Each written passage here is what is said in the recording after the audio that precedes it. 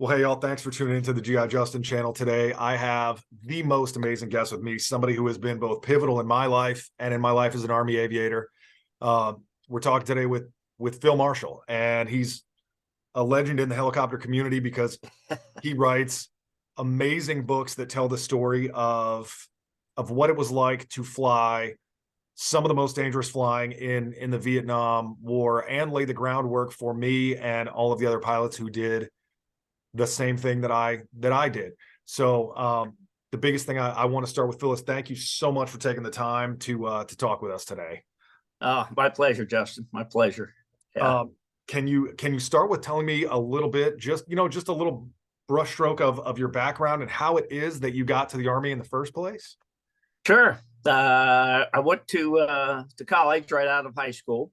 It was no more ready than the man on the moon. And in the 1960s, if you weren't a four-year student, or if you weren't married if you weren't married with at least one child, then you were draft eligible. So this is late 60s. So because I didn't study in college, had too many C's and D's, not enough A's and B's, I was draft eligible. So knowing I would probably go, I figured, well, I better get something worthwhile. When the recruiter told me I was qualified for flight school, it's pretty much, hey, where do I sign and when can I leave? You're going to make me a helicopter pilot? This is cool. Of course, there were no guarantees. A small percentage of guys that went to basic training for flight school didn't even pass the flight physical after basic training. And then once we got to flight school, then of course, again, there's no guarantee you're going to graduate. But I got lucky, had good flight grades, and there I was. I remember the scariest term that I could think of when I signed my contract was, if you fail to meet your obligations, you're at the needs of the Army. I was like, oh man. I don't remember that, but something about carrying a rifle in the jungle didn't appeal to me. So there's never a day where I would fly over and look down and go, man, I wish I was doing that instead of this. Yeah, no, I don't remember any of those days. What was flight school actually like back then? Because from the discussion that you and I have had, it seems like it changed so when different. you went through. Yeah. We had everybody went to Fort Polk, Louisiana for basic training, and then they bused us to Fort Walters, Texas, which was west of Fort Worth. And we had 4 weeks of pre-flight, just hazing, harassment, find out who wanted the program and who thought it was going to be easy. Then we had a total of 5 months at Fort Walters in Texas, and no Hueys. It was all training aircraft, TH-55s and 13s and 23s. Then we got to Rucker. We're still Spec 5s, warrant officer candidates, and the pay grade Spec 5. And so then we got our instrument training first, and then we moved into tactics. We didn't fly a Huey till the last couple of months of flight school. And the first day at the flight line, as a very, very young and new warrant officer candidate, I knew that I did not want to fly dust off. Flying an unarmed helicopter in combat, how stupid is that? So when we got to Rucker, we were told the top 20% flight grades were going to get gun school the last couple of weeks of flight school. I'd say, yeah, that's for me. I'm going to go out with guns blazing, and I'm going to defend myself. With a month to go, I got the gunship, the gun training. The last 2 weeks, I made the top 20%. And 2-week training, the middle weekend, we're there in formation Friday night, and they called out 24 names. There was 100 and some in my class. Called out 24 names, and you guys stay after formation. So we're looking at each other. Oh crap, what do we do now? And they said, you 24 are going to Fort Sam Houston after flight school. You're going to be dust off pilots. And boy, was I devastated. But as it turned out, it was the best thing that happened to me. There's nothing I could have done there that I would have enjoyed more. Single ship missions. Rarely did we have gun cover. Didn't take time. And so as it turned out, yeah, it was the most incredible thing I've ever done. Was flying dust off in Vietnam. And just today, what kind of timing is this? Somebody made the comment, did I realize that we were the very first combat helicopter pilots in the world? the Vietnam guys.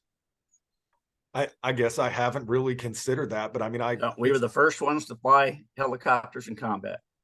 it's like you and I've talked about previously about the balance of you guys laying the groundwork for us as combat helicopter pilots. And I guess Yeah. I've never considered that. I mean, in terms of really doing it. Yeah. We couldn't do it by the book because we were writing the book as we were doing it. Yeah. You've got the collective in your left hand and your right hand has a pencil to write the book of how we're going to do it forever. Well, no, we put on the windshield a grease pencil.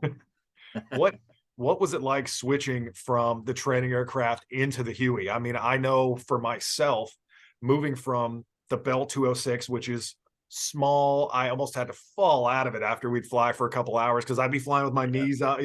What was it like switching into the Huey?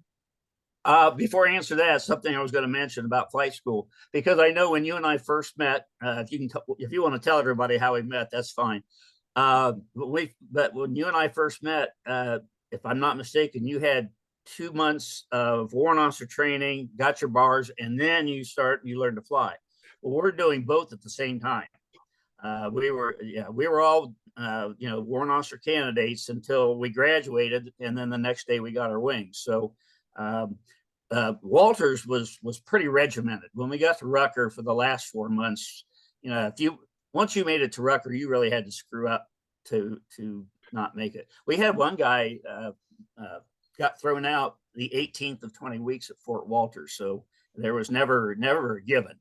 But anyway, okay. So your question was, Yeah, what was it like stepping up going to the Huey? Couldn't believe how, I don't want to say easy to fly it was, but how much, gosh, just having all that extra weight and extra power just made it a little easier to fly. The TH-55 was a squirrel with blades. I mean, it was fun. But as you don't have a whole lot of time in the Huey. I know you've got some, a couple hundred hours, but that is just an amazing aircraft. It always did everything I asked it to do, and then some. Yeah. I felt like, a lot of my contemporaries never got the opportunity to fly it because they were sent to regular operational units where I got to go to Irwin, and they always ask me, okay, man, like, give us the details. What's it actually like flying that thing? And I would always tell them, it's like driving a 1980s F-150. I mean, is it really, really good at any one thing? Not necessarily, but it's pretty darn good at just about everything. It does everything well. Yeah, absolutely.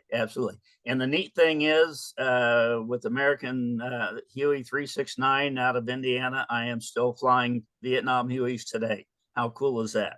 Which is amazing, and that's something we're gonna touch on when we talk about where you are today and where you're going, because I really want everybody to know how they can support both the books that you're writing and 369, because it's so important to the legacy of not just absolutely the American military, but about America in general. Yeah. So kind of moving forward from that, so you graduate from flight school.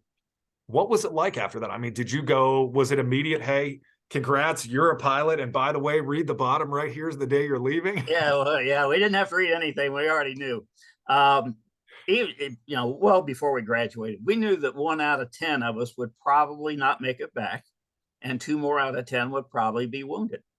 And if you do the math, 1 out of about every 12 names on the wall in DC is either a pilot or crewman. One out of about 12.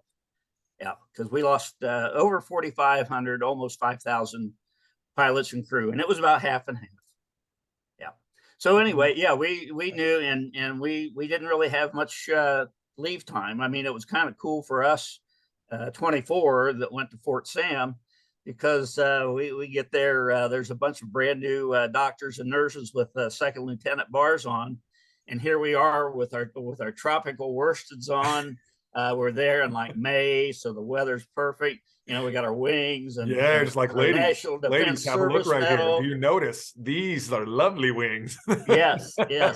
And these brand new second lieutenants, nurses, and male and female, and doctors, they're saluting us because they've never seen a W1 that looks this good. Because we, after a year of regimentation and everything else, you're coming out looking pretty good. So we lived in an apartment, a buddy and I, rented an apartment for a month and a half, and had classes. Medal of Honor recipient General Patrick Brady was one of our instructors. Yeah, we learned a lot, giving each other injections. We did tracheotomies on goats. I Wow. mean, we got the 10-week combat medics course in 5 weeks. Even though we didn't really do any of that stuff in country, we knew what was going on. And the medic usually told us which hospital to go to, and we'd make sure with the hospital that they could take it. But yeah, it was amazing training. Yeah, all of our pilot training, almost to the man, was Vietnam veteran. Yeah, we got good training. But as you well know, we learned to work the controls in flight school. We learned to fly the helicopter in Vietnam. Yes, it is very, Yeah. very, very similar story there, because same thing, the jungle of North Carolina can only offer me so much. I call us the helicopter whisperers, because as you know, you just think I want to go there, and the next thing you know, you're there.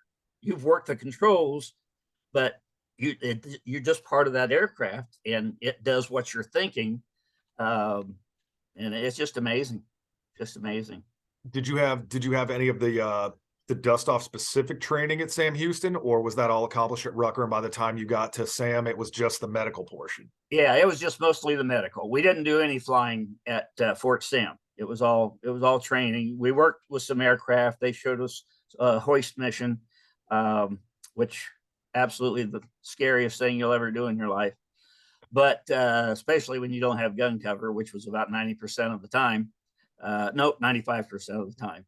But because they just shoot at the sound, they probably can't see you. They're shooting at the sound. But no, the training, like I say, just from day one was just excellent training, and yeah, we learned from the best. Yep. So you graduate from that training, and did the Army give you a couple weeks off and send you on your way to the jungle, or Yeah, was it I just think kind we of? had a couple of weeks, but not very much, because we were already a month and a half behind all of our flight school buddies. So, but of course, we did the 12 months like everybody else. So When 365 days. it's a long year. Yeah, yeah, when yeah. you landed in Vietnam, what were kind of your first thoughts? Because I know as soon as I got off the plane in Afghanistan, I was just like, this is a lot.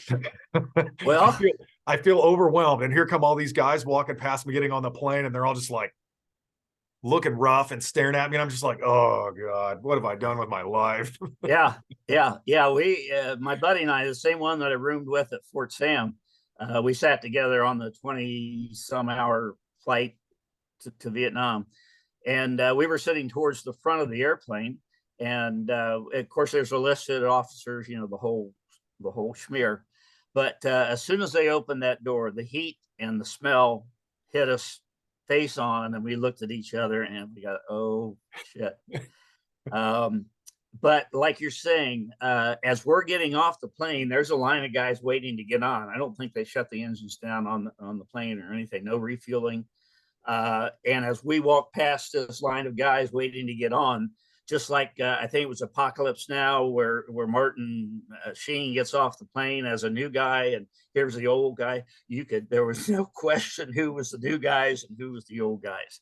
And boy, like you say, just the looks, the stares, it was interesting. But then as we're getting off the plane, we're under a mortar attack. So Welcome to everybody. Vietnam. Yeah, exactly. Welcome to Vietnam. Yeah. So, but it was so. I had to wait 2 days to get my assignment, and they had us in tents and cots with mosquito nets over them, and we weren't acclimated to the weather yet. And just laying on the cot without moving, you are just sweating like you've been working digging ditches all day. Just the first week it took to get accumulated. I remember one time standing in line, getting the mess hall, and the thermometer in the shades reading 113. Oh, I got there 4th of July, '69. Yeah. And so, of course, after a while you get acclimated. But like I say, you just, without moving, you're just sweating like crazy. Yeah. there was a forward operating base that I got shifted to. Most of Afghanistan that we were in was very arid. Mostly desert. I mean, rocks, mountains, very little Right. scrub. But there's an area of the country that has a really, really big, famous river that runs right through the middle of it. Green, lush, just beautiful. But you get over there, man. I got out of the helicopter and same thing. I'm just like, why am I so sweaty? Yeah. Oh, what is Yeah. happening Yeah. right now? Yeah. 700 Why degrees, couldn't we pick some like matches. Yeah, pick some place with a little climate, Yeah. not inclement, Yeah. Can we a just, better climate. yeah. Um, so I definitely want to touch on the mission that I know I want to talk about. Okay. But were there any other specific missions in your mind, either that you flew or anybody else flew, that stand out in your head that really epitomize what you guys as dust off guys do? Well, you mentioned the books. Gosh, it was 40 years after I got back, uh, and I knew that there had been a lot of interesting missions that we flew in our unit. We were the northernmost dust off unit in Vietnam. Everything north of us was North Vietnam. Um, and so I put the first book together. I started hitting up the guys that I flew with and guys that were there after me, before me, whatever, and get what I call their memorable missions. So I filled up one book with just my unit. But yeah, I was wounded on an insecure night mission. We had 3 seriously wounded 101st Airborne guys. And one of the differences between your war and my war was that when we got the call, we just cranked and went. 2 minutes, you go. No safety briefings, no anything, no weather briefings. You cranked and you went. You didn't wait for guns because you knew the guys are out there bleeding. You knew they needed you. They knew you would come, and so you're not going to let them down. And so this was at night. It was about 2 clicks from North Vietnam, from the DMZ, and they were in trouble. And we had trouble finding the LZ. They said they marked their LZ with a strobe light. Well, when I get there, there's 4 strobe lights. There's aircraft flying all over the place. Gunship says, "Oh, I know where they're at. I'll mark the LZ." So he does flashing position lights as he goes over one of the strobe lights. And I go, "Roger, thank you very much." And I go in and land. And the next thing I know, crew chief said, "Sir," he said, "they're trying to load ammo." And just happened to catch some movement out of my left front. And here's a slick coming in, wanting to land exactly where I'm sitting, because I landed to the strobe light. So I just yelled, "Coming up." And okay, thanks, whatever the gun pilot was, but that wasn't it. I'll find them. So I call the guys back on the ground. Turn off your strobe light. Turn it back on. Turn it off. Turn it back on. Okay, I got you. So we go in. We can't touch down because there's stumps. We have to hover there about 10 feet. One of the guys had a sucking chest wound, and they had to lift him up into the aircraft. Well, that broke the seal. Long and short of it is, he died on the way back. That's the only guy that I know that I lost on the aircraft. And so we get the 3 guys on. As we're taking off, one guy opens up with his AK-47, fired all 30 rounds at us. And of course, when you fire, the weapon jumps up. Well, one of the wounded in the back that I found years later told me, he said it looked like the last round was what hit us. Came straight through my door, hit my armored seat. It had an upward trajectory to the round. So it hit me in the bottom of the forearm, left forearm, knocked my hand off the collective, which also caused me to roll throttle off, which I didn't realize. We're only a couple 100 feet in the air. So there's this loud bang. Inside of the cockpit turns orange for a split second. No engine. And my hand's not on the controls. I mean, just, on a split second. I knew I was hit. So I yelled to the co-pilot. I said, I'm hit. This is a pretty new W1. I was still a W1 AC. So anyway, right away, like I say, I see this orange flash, hear the noise. I thought we got hit with an RPG, and I could just imagine the whole side of the aircraft gone. So jumped on the gun frequency, dust off 711. I'm hit and going down, because I knew if I tried to say any more, I'm already on the ground crashing. Well, as I get out the Mayday, the co-pilot grabbed the controls like he was supposed to. He said he felt the throttle was loose, and of course the RPM low light is going, and the headset and everything. He felt the throttle was loose, so he rolled throttle on and he put the collective down. Now we got RPM. Now we're okay. Yeah. He froze on the controls. He was going to flash right into the ground. We're only, like I say, only a couple 100 feet. So with no feeling, and I knew we were going to die because I got no RPM. Everything turned to poop. The window for options is getting smaller. Yeah. But then I hear the engine come up. Okay, I got a engine surge. Let me get over the trees at least. So I just grabbed where I knew the collective was. I had no feeling in my hand or my arm. Grabbed a handful of collective and pulled us out. And amazingly, the engine kept running. Well, there was nothing wrong with the engine. That was a single bullet hole through my door and into my armored seat. But of course, I didn't know that at the time. So we're still climbing.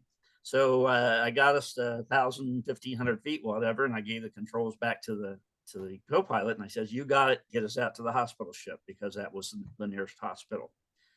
So okay, so I'm working the radios on the way back, and the guys at our home base. I was on standby that night at our home base. They're monitoring the radios. They know that I've been hit and we're headed out to the hospital ship. They have no idea. They didn't try to call us or anything.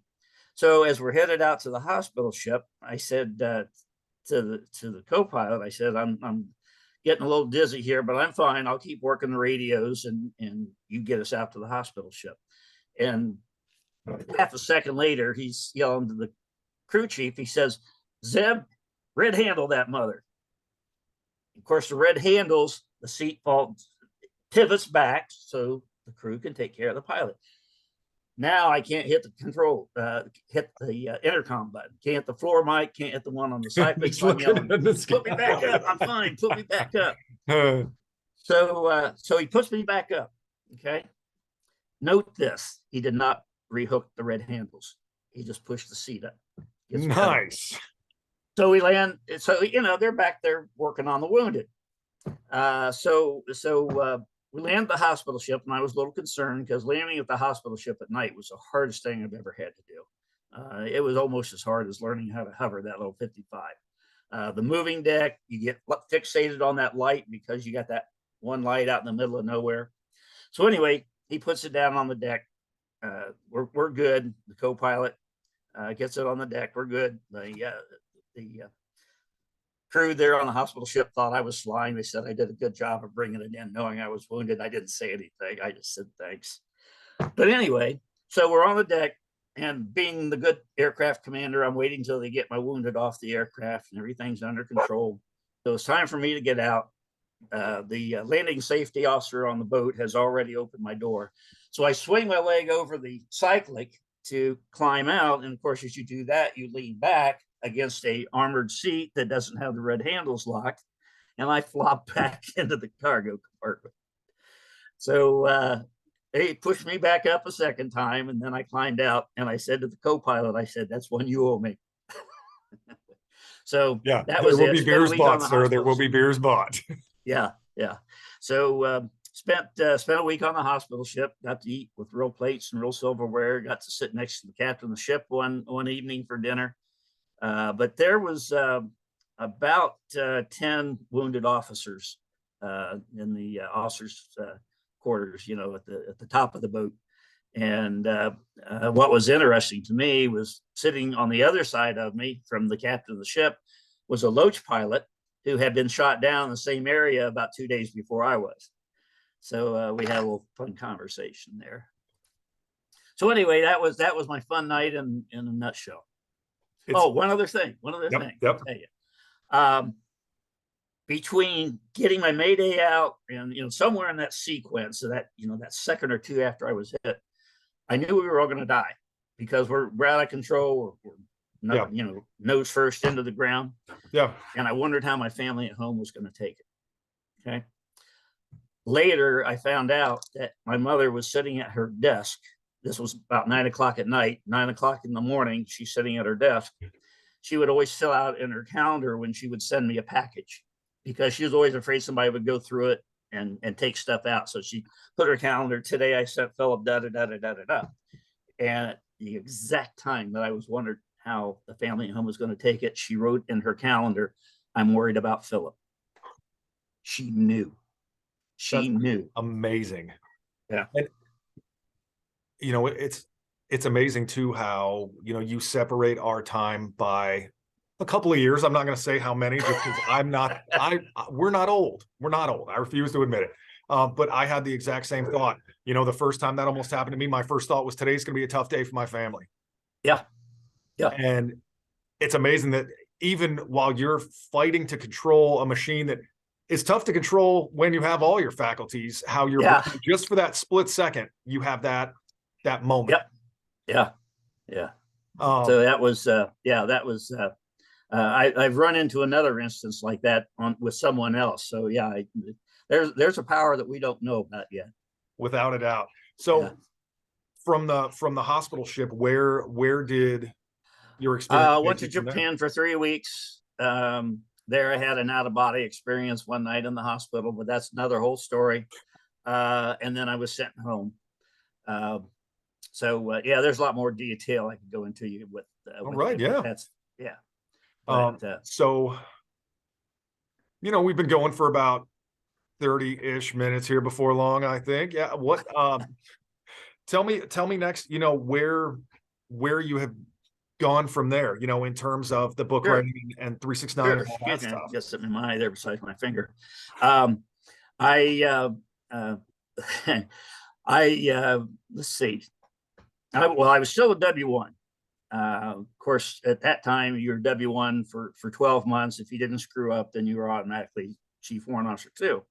So I had my choice of where I wanted to go, and I had met a young lady when we were medevac school, and she was a Spec 4 dental assistant. And so I said, well, I'd like to go back to Fort Walters. Okay, yep, no problem. We'll send you back to Fort Walters. So I get there. Here I am, a W1 in the land of CW2s, because everybody that's there is, put their year in, and they're in their W2s and their IPs and everything. So, and I have to back up for a second. One other night mission. 40% of our dust off missions in Vietnam were night missions. But I was on a night mission with our commanding officer. This was my second most memorable mission. The only thing I remember as far as the location was that Laos was due west of us, maybe a 15-minute flight, 20-minute flight. So we get this call, and it's really cloud covered. Not total, but it's really cloud covered. And we're going due west. And so we have to climb to get over the mountain or over the clouds, because we got mountains if we try to go under the clouds. So we're climbing, we're up to 7,000 feet. Now, we never flew at 7,000 feet, but that's how high we have to be. So we get a hold of the ground unit, and we say, ETA, 10 minutes, can you see stars? Oh, yeah, we can see stars. Okay, we'll keep coming, keep climbing to stay over the clouds. Clouds are still pretty thick. You guys, you still see stars? Oh, yeah, we can see stars. Okay, all right. So the long and the short of it is, they say, yeah, we can hear you. You sound like you're right overhead, and we're looking, and all we can see is clouds. The CO's the aircraft commander in the left seat. I'm 2-month W1 Peter pilot in the right seat, and we're looking, the crew's looking, and all of a sudden I see a hole in the clouds, and I see a strobe light from 7,000 feet. And I said, sir, I got a strobe light through a hole in the clouds. He said, you got it. Okay. So I do a spiral approach down through the sucker hole in the clouds, make sure that I can see that strobe light, because that's the only thing that's keeping me from flying into the mountains or into trees, whatever. And so we break out at the cloud layer. And as soon as we break out the cloud layer, all the glass inside the aircraft fogs up. So now I'm in this valley watching a strobe light by flying sideways. I got pedal kicked in, and I'm looking out the side window and flying like this. And I'm telling the guys in the back, tell me if you see any trees. But I know as long as I can see that strobe light, I got ground clearance. So aircraft commander flips on the defroster and stuff, but it still takes a while for it to clear up. Finally clears up, land the aircraft. The guy's got a head wound. So that was one of the reasons we went out when we did. So as they're loading the guy, I take a look up out the window at that sucker hole. By golly, I could see stars. And I said, sir, they weren't lying to us. I could see stars. Now, they didn't tell us they were looking through a sucker hole. They could see stars. And so as we take off, we always called the guys on the ground, tell them where we were taking the wounded.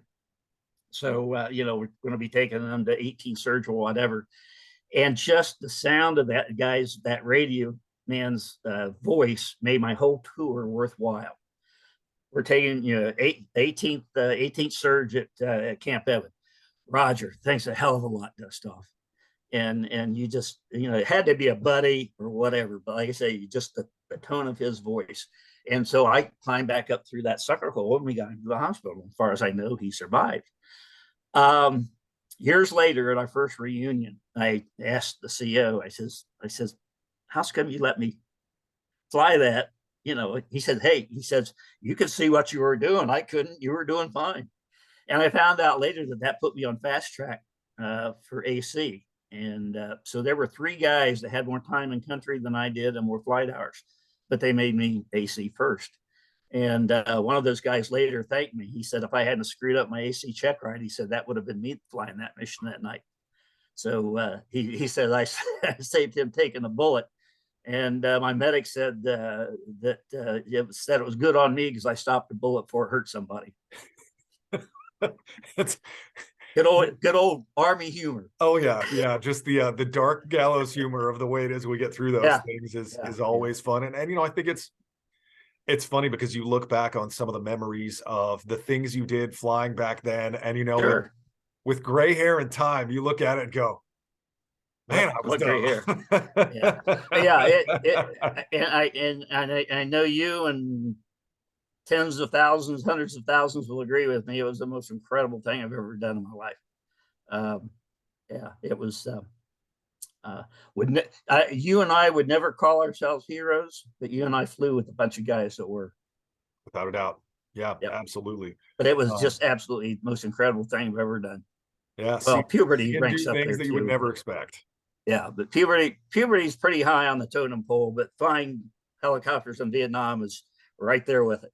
Absolutely. Yeah. So tell me about what you're doing right now. Retired. Went into the motorcycle business after the Army. I forgot to tell you, while I was at Fort Walters, I became a TAC officer. And I loved it. That was so much fun. Again, I felt like I was doing a lot of good. And recently, within the last year or so, I've had some of my candidates found me online and we exchanged. You remember the time we did this and that? Oh yeah, I forgot all about that. You SOBs. But it was nice that they respected me and that was what I wanted. I was not a rear end. I just taught them the way I was taught, and so that was cool. So anyway. Family had owned businesses since the 1920s. My grandfather started a business. So I knew I didn't want a desk job, didn't want a factory job. One of my uncles was a car dealer, and I always worked at the car dealership when I was a teenager. So couldn't afford to start a car dealership, but I could afford to start a motorcycle shop. So I sold Hondas and Suzukis in Ohio, where I'm from, and did that for many, many years. Got burned out on the business, all the worrying and BS and stuff. And so when I sold the business, I started getting offers from former competitors. Hey, would you manage my store for me? So I did that for 10 years, and it was so much more fun because I didn't worry about insurance or, payroll or any of that crap. I just got to do the fun stuff. So that was my career. And then since I retired, I've become a volunteer member of American Huey 369. I get about 20 hours a year, 10 to 20 hours a year. COVID slowed that down a little bit. But we used to do about 18, 19 events every year. Now we do about a dozen. It hasn't picked up quite yet.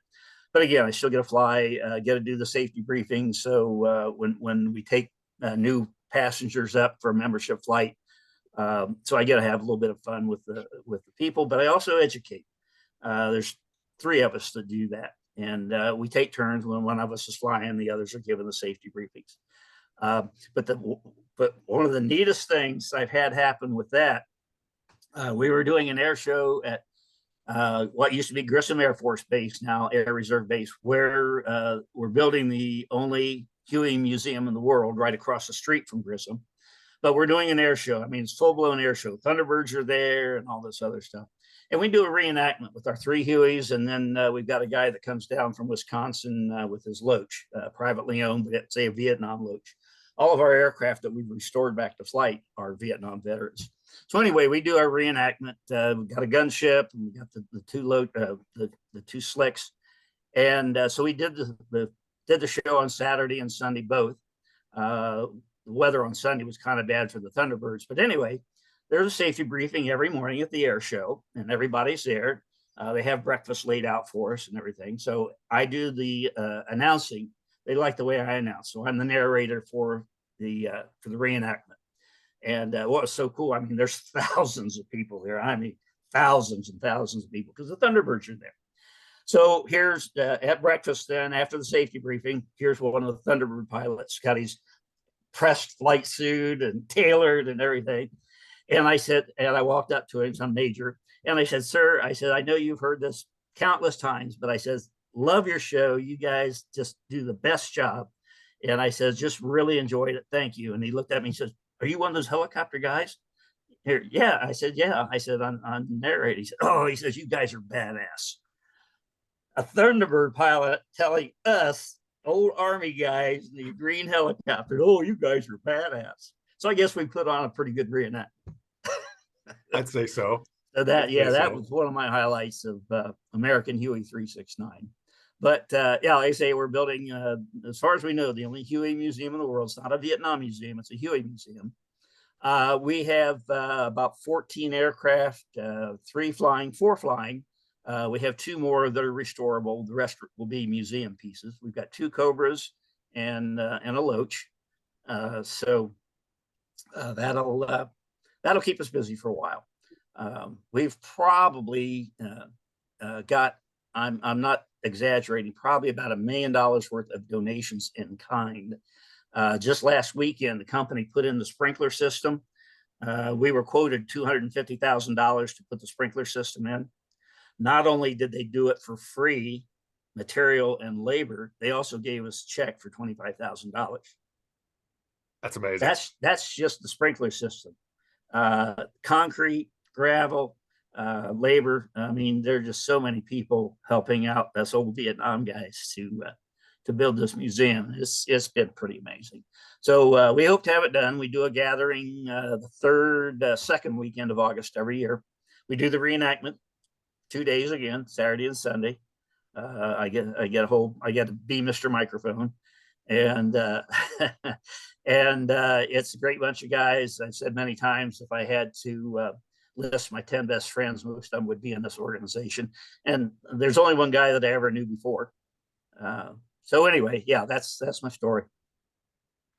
Very, very cool. I mean, I think it's funny because, you know, just as a fellow Army guy, like just over the course of talking, you'll say something, I'm just like, that's funny. And, you know, I was like, you said, you know, weather's pretty bad for the Thunderbirds. And in my mind, I'm just like, yeah, but we flew. We'll go. You guys hang back, yeah. Thunderbirds. We got it. We don't need no stinking ceiling. Yeah. Yeah. So, in fact, they didn't get a fly Saturday. Yeah, Sunday. They didn't get a fly Sunday, but we did. We did as well it should be. As well it should be, sir. Absolutely. Absolutely. So yeah. the last thing I want to touch on before I let you go about your evening, can you tell me a little bit about the book series and sure. Kind of where it got started? Because I really want everybody that is part of the channel to know where they can find these books at, because I'm here to tell you, and I may have found my way into one of those books, but I mean, I'm here to tell you, like, had I not been in combat, so many of the stories, I really think I would be like, there's no way. There's no way. You like that, you won't even see that in a Michael Bay movie. Like, this is not, there's no way. And I quoted you on that for your audience. Justin and I have been known to play video games online. True. And we're in a lobby in between games, and I see this call sign, or the screen name, WO1 Lanin, and mine is DMZ Dust Off. and I see the WON. Hey, WON Lena, are you What's a up, helicopter pilot? Are you a real helicopter pilot? And you go, yeah, what of it? And I said, look Yeah, at my what? screen name. And he goes, oh, you're a dust off pilot. Yeah. So that was how we became friends. So the books, I had my story that I had typed up very soon after I got back from Vietnam because I didn't want to forget any of the details. And then it just sat for 4 years. And I knew that I wanted to honor the 15 men from my unit that didn't make it back to their families. And I also knew there were some incredible missions that our guys flew, and there was. And so I started soliciting stories, memorable missions, as I call them, and put them in one book. And it just so happened I came up with 21 missions. And one was a World War II story that I just could not pass up that had never been in print, has to do with Mount Suribachi. I'm not going to spoil it. But anyway, so these 20 missions and stories. I don't really consider myself an author. I do a lot of the writing and I enjoy it. But what I've done is take guys' stories and put them in one place. And many of the stories have never been written anywhere, have never been published anywhere. I would say probably at least half. Sometimes it takes a little arm twisting. Sometimes I have to ask more than once. But it's just because these guys are humble. Hey, I'm just doing my job. Yeah, I know you were just doing your job, and it was one heck of a job you were doing. So let me have your story. Because I said, if we don't tell these stories, they're gone. When you're gone, they're gone forever, and nobody's going to know. Nobody's going to know what we did if you don't help, if you don't share it with me. So like I say, I just put their stories in one place. So I'm working on the 20th book. Each book has at least 20 stories in it, which means I've now documented over 400 helicopter rescue missions from Vietnam. And of course, by now, a lot of the guys have passed. I've been doing it for 10 years now I'm going on 11. And again, if they hadn't given me the stories, I mean, some of them are absolutely priceless. You got 3 or 4 minutes? I can tell you one real quick. Yes, absolutely. We'll take another 3 or 4 minutes. Okay. Yes. Okay. This one I just got about a year ago, and it's one of my top 10. I mean, they're all top 10s, but this is really top 10. So this guy is a 1LT flying a B model Huey gunship. And he's the aircraft commander, flight a team of 2. And they're supporting the ground troops. They've inserted them, and they're standing around to cover them and everything. And the guy on the ground calls up the gunship, and he said, Falcon, he says, I got some bleeders down here. He says, I can't get a hold of a dust off. Can you help me out? And so in the interview, the guy, the 1LT is telling me, he says, yeah, he says, I got radios. I can talk to ships at sea. I can talk to B-52s in the air. He says, we got everything. And he says, we are under very strict orders that we will not land that helicopter in a hot LZ because we don't want to lose all that equipment. So he says, Roger, I'll find one for you. So he finally gets a hold of a dust off. He says, yeah, but I'm on another mission. It's going to be 20 minutes before I can get there. All right, I'll pass the word. So he calls the guy on the ground and says, hey, dust off said they're going to be at least 20 minutes. Oh, he says, I got 3 bleeders here. He says, they're not going to last 20 minutes. So the AC looks around the back of the aircraft. And everybody's giving him a thumbs up. Co-pilot, door gunner, and crew chief in the back. And he's thinking, well, if I do this, I'm going to Leavenworth. They're not. Of course, they're going to say, go down in that hot LZ and pick up these three guys. So he said, I called the ground commander back, and he says, I got a dust off for you. He's about a mile out to your south. If you look, you should be able to see him. Well, yeah, I can see you, but I don't see a dust off. Negative. He said, that's a dust off. Now command and control. Yeah, command and control up 3,000, 4,000 feet listening to all this stuff. Negative, he said, that's not me. That's a dust off. If you look at the nose of the aircraft, you'll see the Red Cross. And he says, the guy must have been a West Pointer because he comes back. Oh, Roger that. I see the dust off now. Okay, So he goes in and he lands, get the 3 bleeders on board, get them to the hospital. They land at the hospital. They called ahead. They had the gurneys waiting for them to get them in. All 3 survived, which was wonderful. And so he says, I'm getting ready to take off. And he says, the sergeant comes out with a clipboard, stands up on my skids and leans in the window and says, sir, I got your tail number, but I need your call sign for my records. Well, okay. So he says, I reached out the window, grabbed the sheet of paper on his clipboard, wadded it up, threw it down in the aircraft, and said, "I was never here," and took off. Okay, all well and good. About a month later, First Sergeant comes into his hooch. "Lieutenant, CO wants to see you now." And Lieutenant says, "What's this about?" And he says, it ain't about the Medal of Honor." So he goes in. Sir, Lieutenant McAllister reported his orders, sir. And he says he went to parade rest. "I didn't tell you to go to parade rest, Lieutenant. Stand at attention." He says, "I've got a problem here." He says, "I got a ground commander that put you in for Silver Star for rescuing his men." "Oh, sir, that couldn't be me." He says, I know that I can't land in a hot LZ.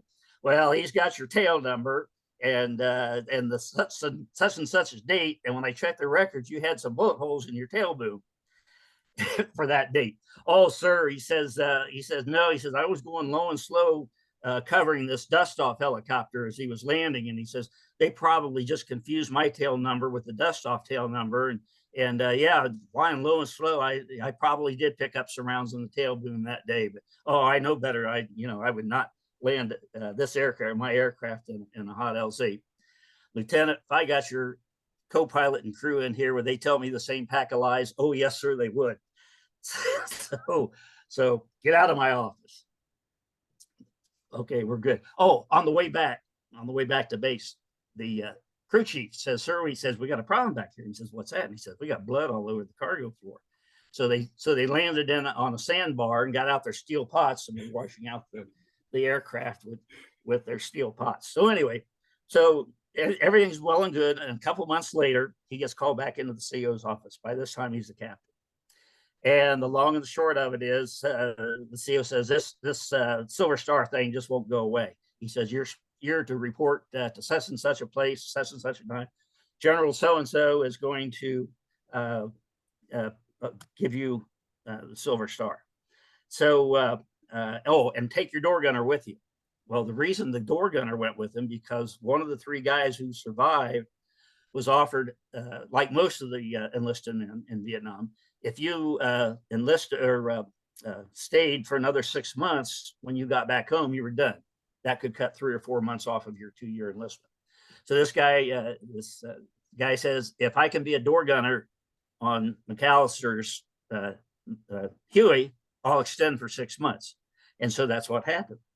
So McAllister, the captain, and the door gunner go. They're standing attention. I've got a picture of it in the book of him getting his Silver Star. And right next to him is the door gunner. So the general gives him McAllister a Silver Star. He said, "I understand this is your door gunner over here."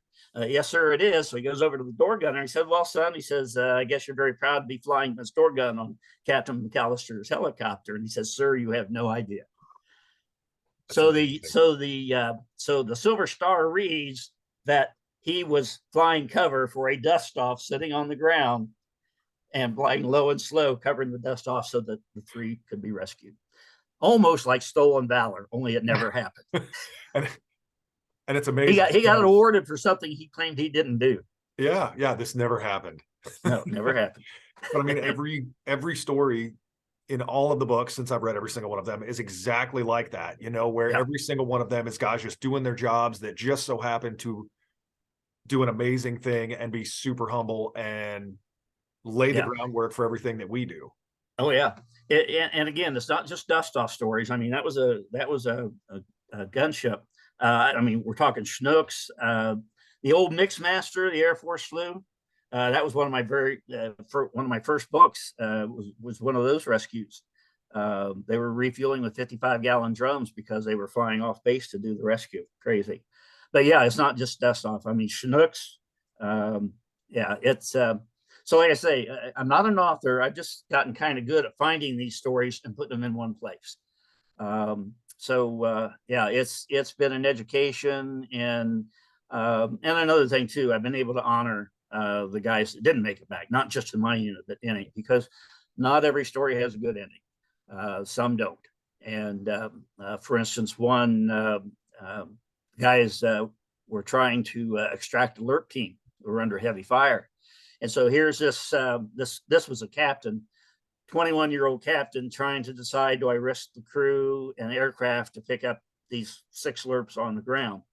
And finally, the lerps on the ground call him back and says, sir, you don't have any, let's just say male appendages. You don't have any male appendages if you don't come down and get us. So he did. Went down. They got him on, under fire and everything. As they're taking off, they get hit with an RPG. They get thrown out, blown out of the sky. Everybody's lost. But it gives me the opportunity to recognize them by name for their sacrifice. And that's the way it happened. You just never knew. Any mission could be your last, as you well know. Yes, indeed. And that's the amazing part of it too, is, it creates a legacy for them and their families, where their families can look at the book, right, and if anyone ever asks, say, here is his life. Here is what he chose to do and how he chose. I mean, as an Army aviator, if I have to go, that's how I want to do it. I want to be as service, doing everything I can for that ground guy who is praying for a miracle. Yeah. Well, and I had one grunt tell me, he says, as soon as I heard those rotor blades, I knew I was going to be okay. Yep. Just like shot of morphine or something. He says, as soon as I heard you guys coming, I knew I was going to be okay. 30 seconds more on that subject. At one of our Huey events, I could tell this guy was struggling. He was just by himself, standing at the fence, looking at the aircraft. Got to talking to him, found out he was a ground medic. Finally got him to go out to the aircraft, look at the aircraft. The next day he shows up and he went for a flight with us. I mean, from going like this, just look at, long story short, he gave me a mission where he was involved as the ground medic in the helicopter rescue.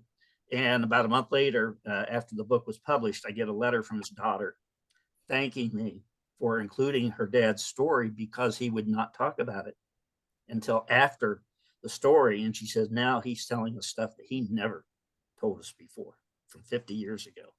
And so that thank you letter was just amazing, because there's some healing in telling the story. If you're not carrying it so much, you're letting it out. And I know it's pretty rough on some of these guys, but it was where you and I lived. I mean, we really lived. But you could die anytime. So amazing that, especially the Huey. I mean, now I see Chinooks, cool. I miss them, and I run into occasional ground guys that I knew that are like, yeah, man, that's a great helicopter. But there is something different about the Huey, where everyone who was ever involved with it. I had a similar thing happen, and I actually told you about it when I was in Torrance, California. We did a Armed Forces Day parade, and a gentleman just came up to me out of the crowd and gave me this huge hug and was like, I just wanted to hear it one more time. Yeah. There's something iconic about it that just, if you were there, stirs up an emotion that can't be rivaled with anything else. Yeah. We did it. Cincinnati Reds had us down there at the ballpark to do a couple of flyovers 2 or 3 years ago, 4th of July week. And on the 4th of July, they had us bring the aircraft, land in Riverfront, Great American Ballpark, in the outfield, and they had 40,000 tickets for Veterans Appreciation Day. I mean, kids are running the bases and stuff, but here's these 3 Hueys sitting in the outfield. People are getting their pictures and everything. But the neat thing about it was we did the national anthem flyover the day before and the day after. And after we land back at Lunken Airport in Cincinnati, they bus us back to the ballpark. We sit there and watch the rest of the game. Well, you know how they had the fan camera and stuff. And whenever they would pan in on us guys, because we had our flight suits on, whenever they would pan on us, everybody would start clapping. And how cool was that to be appreciated like that? But they did it 3 or 4 times. And I just, all I could do, I just saluted the camera as a thank you. But instead of throwing rotten tomatoes at us and call us baby killers, everybody was applauding. That was pretty cool. Which is awesome, because I mean that's the homecoming you guys deserved. I mean, a little late, but it's okay. Yeah. Well, we've been talking for quite a while now, so sorry. You know me, like you and I can talk for. I mean, it'll be 3 o'clock in the morning. We'll be sitting. Oh yeah. So I really just wanted to thank you for taking your time and coming on the channel, because I really think your story and the stories you have told and will tell are amazing. And I'm going to put They are. I'm going to put a link to the books in the description of the channel, so that everyone can get a copy of one of the 20 books. And if you like one, you'll like them all. Without a doubt. Without a doubt. Yeah. I mean, they are amazing. And like I say, I'm not an author. I just put them all in one place. Just one place. But yeah, I do a little bit of writing. Absolutely. Yeah, we're pilots. You know, our spelling it's okay. But thank you so much for everything you did, both for me personally and for Army Aviation. I mean, I use the book you wrote. So yeah, thanks. That's a nice way of putting it. Thanks, Justin. Absolutely. Yeah. So thank you so much, and everybody, thank you so much for watching, and it's great to talk with you guys, and we'll catch up later. Thanks so much. Yeah, thank you. All right, awesome. Later.